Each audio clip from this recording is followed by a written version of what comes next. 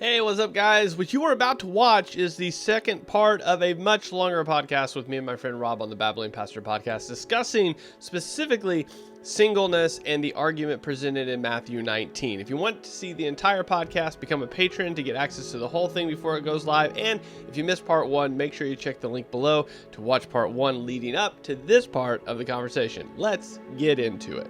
Yeah. Well, right. And I think to your point, Paul here is talking about the even Jesus, we'll get to the passage in Matthew 19, but whenever we're talking about the practicalities of what happens when life occurs and you have to roll with it as a believer. I mean, that's the idea. Yeah. Again, it's not a checklist. It's this has happened. How now do I deal with it? Right. So, I mean, when we're talking specifically about 12 through 16, what we're talking about is there were two unbelievers that were in this marriage at one point. One of them now knows Jesus. How then do I now live within this marriage? And so he's giving them the practical implications. Whereas 10 and 11 are, hey, two believers were already married. You guys are having difficulty. How do you do this? Well, it's pretty simple, Paul says. 2 verses. Like, this is how you work it out if you're believers. Yeah, be a Christian. Now, there's a reason that 12 through 16 is bigger, because that is a bit more of a difficult situation to deal with. Yeah. And so there's a lot more questions there. And not that he gives, again, I love what you said. He's not dealing with it in a checklist-like manner. It's, okay, here are the general principles of what you do. Are they willing to live with you? Great, live with them. Because, he says, you may actually, by your life, God may use that to make them holy, to save them, to bring them to himself. So if they're content with you, just live with them. Why are you even considering leaving them? Like, be with them. And then he does give the stipulation. Well, if they don't consent and they do want to leave, this is what it means then. Which is, again, why I hold up the idea of that enslaved means the reconciliation part, because he's saying they don't want to reconcile. They don't want to be there. So what do you do? But anyway, the point being is that these are general principles. The idea of life happens to the believer, and when life happens to the believer, then what do you do and how do you react to that? Paul goes on to a whole bunch of, I don't know if you want to comment on the rest of it. I mean, Paul in the rest of 1 Corinthians 7 is like, he's like, just be single, guys. Like, he's so like, you can get remarried if you have to, but I don't recommend it. Like, it's just all of these circumstances. Again, he's so vague about what those circumstances are. There's obviously something happening. He thinks Jesus is coming back very soon. There's obviously some cultural circumstances that are occurring that we're not totally looped into here. But his general premise is just don't. Even the end. I love the end where he's talking about the widow. And he's like, verse 39 and 40. A wife is bound to her husband as long as he lives. Yeah, but if her husband dies, she is free to be married whom she wishes, but only in the Lord. Yet my judgment is that she's happier if she remains as she is. And so his whole deal is like, I don't want you to be anxious. I don't want you to be agony. And if you get married, guys, like, that's the tone. It's hard. Yeah. I think that the context is so important here, and understanding the other things that Paul has said also. What did he say when he's talking in the pastoral epistles, when he's talking to them about setting up the church and what life is supposed to be like? If a widow is a young widow, she's supposed to get remarried, he says, and have children and all the things.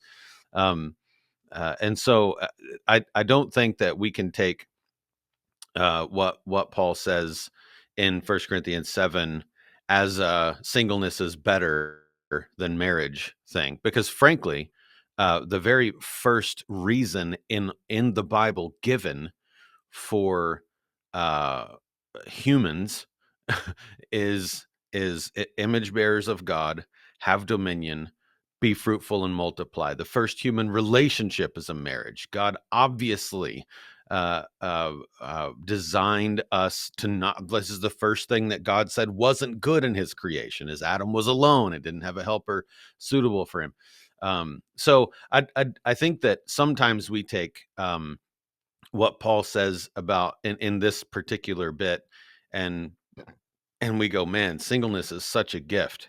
And it is, if God has given you that, right? If that's, and where I think sometimes we go off the off the rails with this as the church, is there's a culture, and I don't know if you've seen this, but there's a culture in which, when someone who is struggling and wants marriage and wants a spouse and all of those things, sometimes we tend to say, oh, well, singleness is a gift, enjoy singleness, and which isn't necessarily bad, but at times I think we're actually steering them away from. We're saying those desires that you have, you need to get rid of those, just be satisfied, right?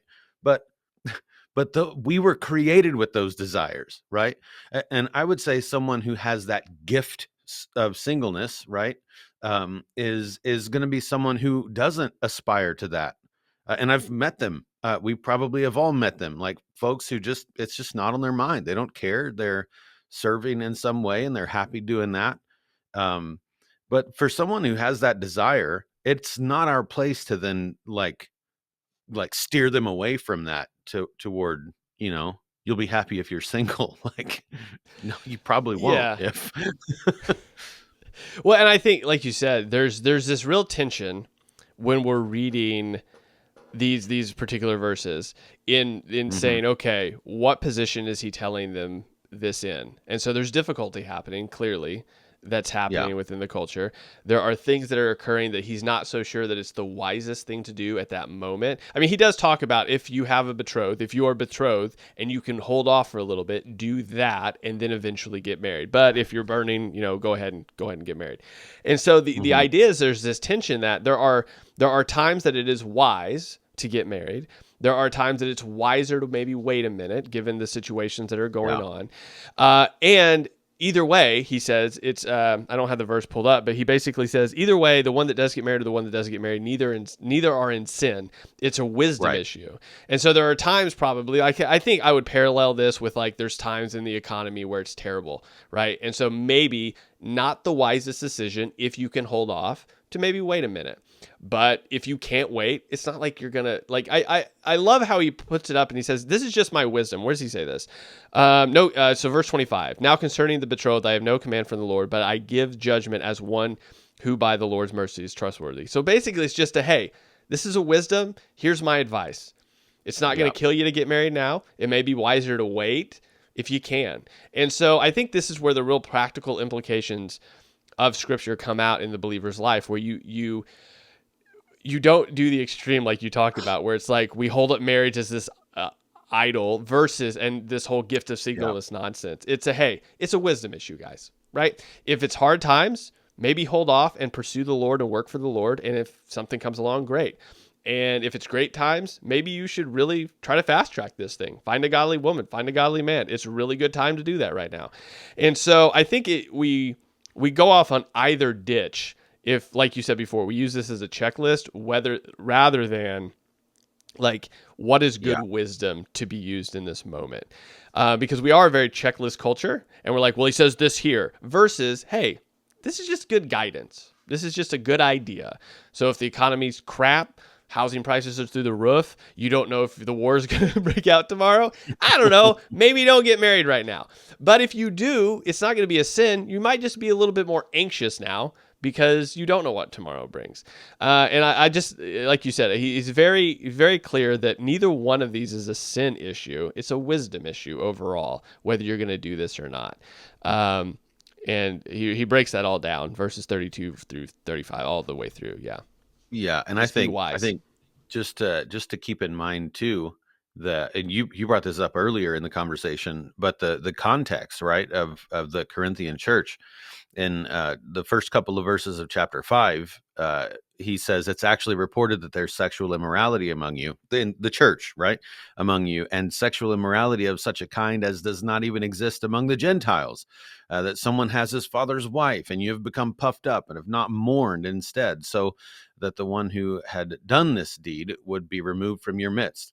And then in the second half of chapter 6, he's which is again just before all this 1 Corinthians 7 stuff, he's addressing sexual immorality again. He goes a little bit more in depth and is a little more theological about it, At verse 13, food is for the stomach and the stomach is for food, but God will do away with both of them. Yet the body is not for sexual immorality, but for the Lord, and the Lord is for the body.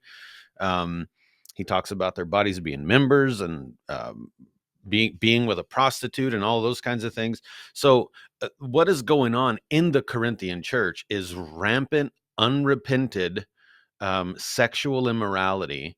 So I think we also have to keep that in mind as the backdrop to all of this 1 Corinthians 7 business, because they were a confused situation. And I mean, they're not even repenting. They're not even mourning over the sins that are going on in their midst, which means they're either, well, he says that they're prideful about it, right? They're puffed up.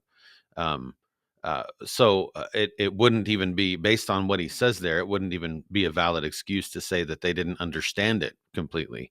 And yet Paul shows the grace of explaining things a little bit more for them. But obviously you had people going in the Corinthian church who were not able to keep their passions bridled, let's say. Well, that's verse 2 and 7. Yeah, he's like, because you can't, maybe you should get married. Like, you clearly can't keep your pants on, so go ahead and get married.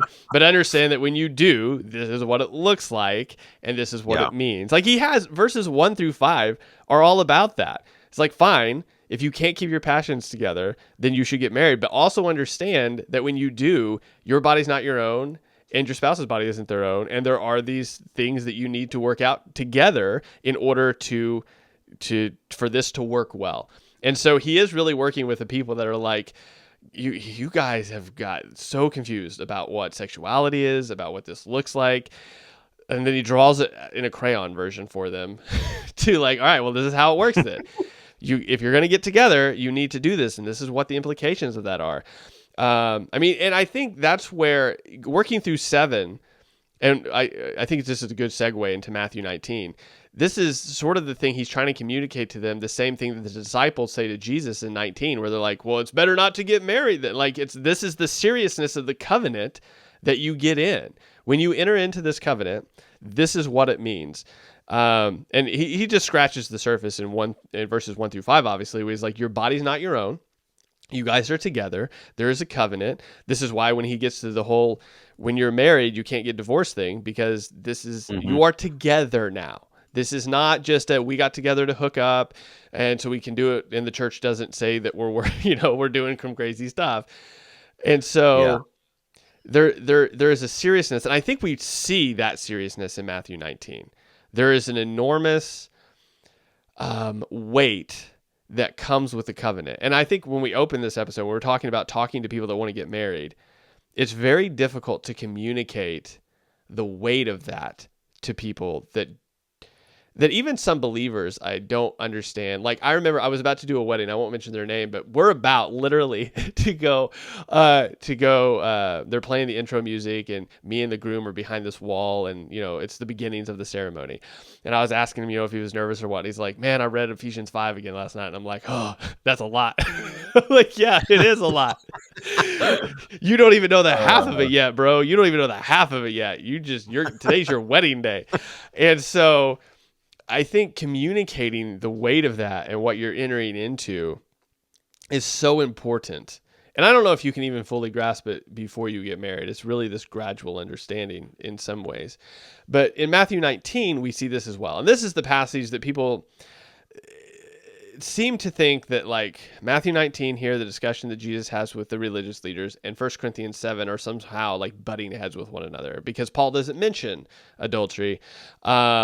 And Jesus doesn't necessarily touch on anything that Paul's talking about specifically in 1 Corinthians 7. But it's not really, again, all scripture agrees with itself. And these are two different situations that they're dealing with. So Matthew 19, in case you guys are unfamiliar, do you want to set the scene, Rob, for what's going on here so I don't keep talking and take up all of our... Well, so specifically, it begins in verse 3. And so the idea, and some Pharisees came to Jesus, testing him, saying, "Is it lawful for a man to divorce his wife for any reason at all?" Okay, so they come, religious leaders, Pharisees particularly, and they're asking this question to test Jesus. Now, there were two schools of the Pharisees at the time, Hillel and Shammai, and one of them taught that you could divorce over something as simple as she burnt my toast, right, or whatever, like any reason at all, just like they're asking in the question, right? And then the other one was a lot more actually biblical, a lot more strict about it. It wasn't necessarily for any reason at all. And so they're actually coming to him. It doesn't say who from what school came to ask him these things. So it could have been that both of them were present and they were fighting and they wanted Jesus' take on it to test him and see where he stood. Either way, I think that was the goal. They wanted to test him and see where he stood on this, which school is right, kind of a thing. But in your eyes, but it, it doesn't tell us who was actually there, just that the Pharisees came to him.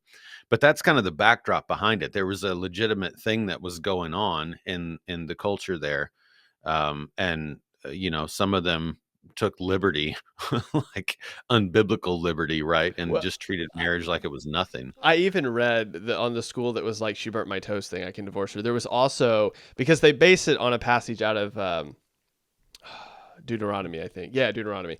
And their justification was also like, if I find someone else more attractive. And so like there was Right. even a case that like, this lady's hotter than her. And so I'm Right. like, dude, you're literally looking for any door, bro. Like you're not even trying. Yeah. Yeah, and it turned into, I mean, in Jesus' day, in the first century, it turned into literally that. If I'm dissatisfied in any way, you're going back to your dad's, and we're done. And so like you could think about that with the woman at the well, the Samaritan woman, right? She'd been sent away a whole bunch of times, right? And it's not necessarily because of maybe the things that might come to your mind right away. Um, it could have been for any number of reasons that happened. So, but yeah, Yeah. that's the backdrop behind what Jesus. He begins his answer in verse 4 of that text. And so the backdrop, of course, is that whole Pharisaical thing that's going on. You want me to just read what he says real quick? Yeah. Well, go ahead. We'll read it in just a second. I think the important part here is to see where he goes. So going off what we've already talked about right before is that the idea is that these are practical applications. Yeah. The believer is supposed to go to Scripture for how to deal with these issues when they arise. And so this is what Jesus does in verse 4. He doesn't go to the immediate argument that they're making, or even referencing the Scripture that they're basing or having this interpretation discussion on. He doesn't go to Deuteronomy. He goes further back to not say, well, my interpretation of this text is. He goes, you're fighting over the wrong thing, first of all. Like you're looking for a reason to or not to, when it actually goes farther back than that. And that's verse 4. Yeah. Mm-hmm. Yeah. So he goes back to the beginning. Again, this begins in the beginning. The first human relationship was a marriage. And male and female. So there's actually, side note, in Jesus' comments here and in other places, in the Mark bit as well, as he's actually reaffirming the created order, the beginning. He's reaffirming, frankly, what he set in order in the beginning of all of creation. So you could go to this text not only for marriage, but for the implied that thing that is male and female only, the binary. You could go to this text for all sorts of things that are actually really important. That it's between male and female, right? Not any other combination of things. That there are only two meant to be. So there. There's all sorts of things baked into this, but this is his answer, basically. He says, and he answered and said, "Have you not read that he who," which is always, when he says that, it's always like punching the Pharisees in the face, because of course, they've read it. He says, "Have you not read that he who created them from the beginning made them male and female, and said, 'For this reason a man shall leave his father and mother and be joined to his wife, and the two shall become one flesh.' So they're no longer two, but one flesh. What therefore God has joined it together, let no man separate." So that's the first bit of the answer there. So it makes it at least pretty doggone difficult to have justification for any divorce. Yeah. Well, and this is where I think, again, there's so much in just where he goes, because they're going to deflect. We'll see in a minute in 7 to Moses. But the idea here is that even the communication, going back to even the premarital counseling part of it and helping people understand like what is happening here, it's that I'm not the one joining you together. There's an idea that there is something much more real than you just saying things to each other. There is something happening in which a covenant is being, and we're not, again, you're talking about like, we've already made the distinguish where we're a checklist culture. He's giving a general advice or specific commands, depending on like when we talked about 1 Corinthians 7. But the idea is that it's not like, oh, I did all the things right. And the same thing within the culture, we don't understand covenant that well. We sort of understand legal contract, but even legal contract, we're like, but I can get a good lawyer and get out of it. And so like, we don't even still understand that well. And so this whole concept of covenant is why really these two schools are arguing over Deuteronomy chapter 24, is because they're like, man, if it's a covenant though, what is the way out of the covenant? Because of how important a covenant is. You can't just break that thing. And so they're arguing over like a word. So it just to be clear, because I wasn't super clear before, it's Deuteronomy chapter 4, and the verse they're arguing about is the verse 1. When a man takes a wife and marries her, if then she finds no favor in his eyes because he has found some indecency in her, and he writes her a certificate of divorce and puts it in her hand and sends her out of the house, and she departs out of the house, and then she goes and becomes another man's wife, and there's this whole thing. The argument they're having is over the word indecency. So just so we're all super clear, it's the one word interpretation of what does that mean then? And so Jesus takes it all the way back and goes, you're having the wrong discussion. Like that is, you're arguing over what indecency is, in which that shouldn't even be what you're talking about. Now, this is where they deflect in verse 7. And they say to him, why then did Moses command, which is a very interesting turn of phrase, why did he command one to give a certificate of divorce and send her away? Now, first of all, he didn't command it. He just says, this is what you do. Like, if this is the path you're going to take, this is what you're going to do. There's no command involved here. And then Jesus, in verse 8, I think really lays down if you go this path, this is actually what's happening. It's not that you're having a discussion over a word. There's something a lot deeper in verse 8 that's occurring. Yeah. Yeah, it's he says, what? Because of your hardness of heart, Moses permitted you to divorce your wives. So he essentially what he's doing here is doubling down on what he had just said. I mean, in a sense, he's saying, look, like Jesus always did, right? He went to the heart of the matter, right? What's actually behind this thing that you're talking about, the actions that are happening, is a heart problem.